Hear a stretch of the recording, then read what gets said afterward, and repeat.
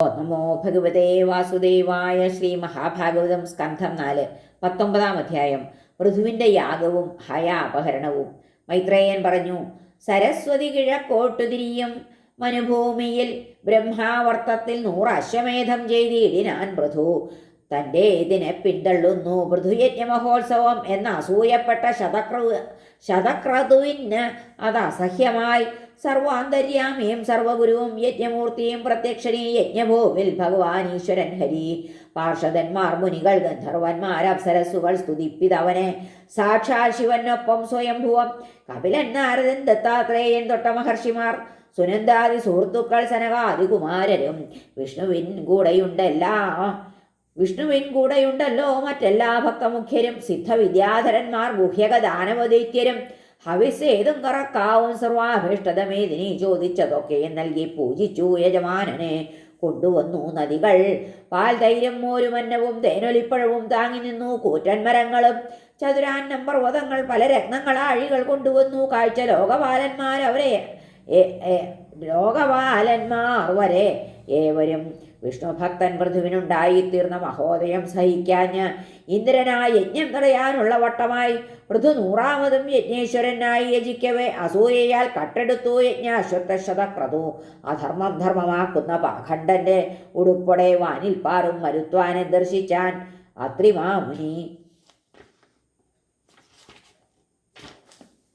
അത്രി ചൊൽകെ വധിക്കാനായി പൃഥുപുത്രൻ മഹാരഥൻ നില്ലെന്നു പുറകെ പാഞ്ഞു ചെന്നു പൊടുന്നനെ.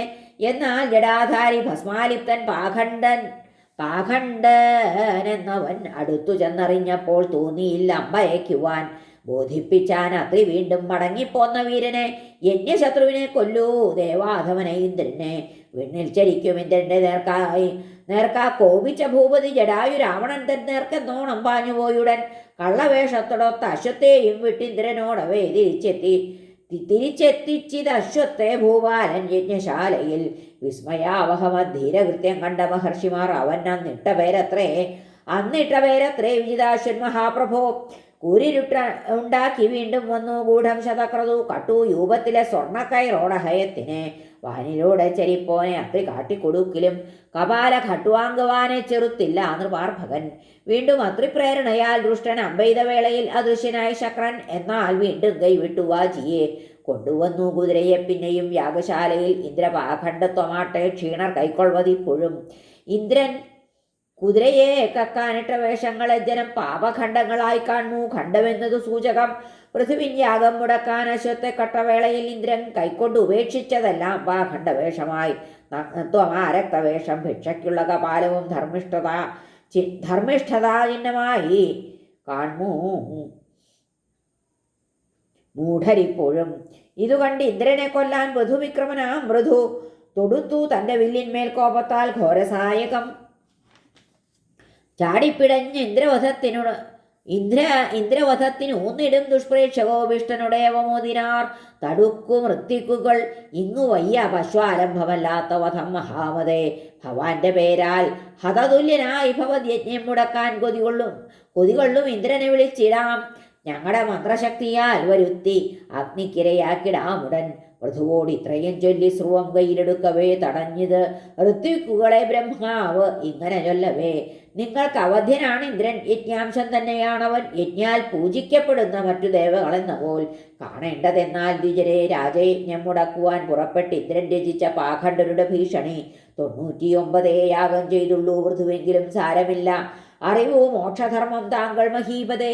ഭഗവൽ സ്വരൂപം താൻ ഇന്ദ്രൻ ഗോപിക്കായി അവനോട് നീ രണ്ടാളിലും വാഴുവത് ഉത്തമ ശ്ലോകൻ മംഗളം വരും. ക്ലേശിച്ചിടായി മഖവിഘ്നമോർത്ത് കേൾക്കൂ മഹാരാജ മമോക്തി ശാന്തം. ദൈവം നശിപ്പിച്ചതു ചെയ്യിൽ നമ്മൾ കോപം മുഴുത്ത അന്ധതമസ്സു പോകും. നിർത്തുകീ യജ്ഞം ഇന്ദ്രൻ കൈവിട്ടിട്ടില്ല ദുരാഗ്രഹം. ചിന്ത്യമിന്ന് അവനാൽ പാരിൽ മൂത്ത പാഖണ്ഡ വിക്രിയ.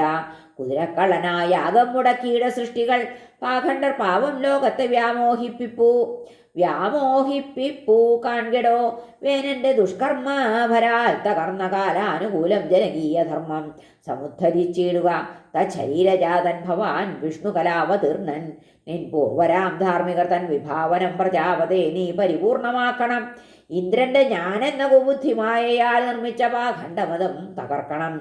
ഇപ്രകാരം ലോകപിതാവ് ഉപദേശിക്കയാൽ നൃപൻ യജ്ഞം നിർത്തി സന്ധി ചെയ്തു മഖവാവോട് സാദരം.